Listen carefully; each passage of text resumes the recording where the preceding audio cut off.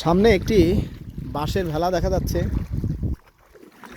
পাহাড়ি অঞ্চলে এই পানির স্রোতকে কাজে লাগিয়ে এই বাঁশ এবং কাঠ সংগ্রহ করে নিয়ে আসা হয় এবং এগুলোকে পানির স্রোত অনুযায়ী ভাসিয়ে দেওয়া হয়। কতগুলো বাঁশ আছে?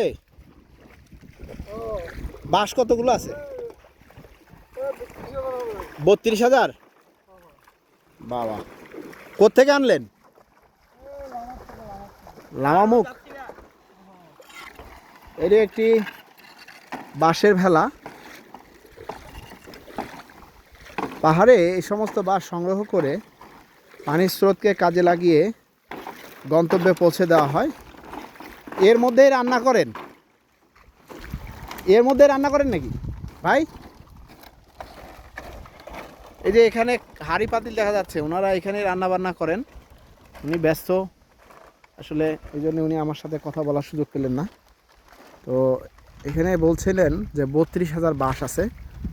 এই সেই বাঁশের ভেলা। তারা এরকম করে ভেলায় করে তারা এই বাঁশগুলোকে নিয়ে যায়।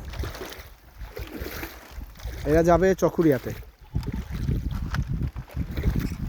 এরকম একটি জায়গাতে বাঁশগুলো নিয়ে তারা যাচ্ছে। এখানে এরকম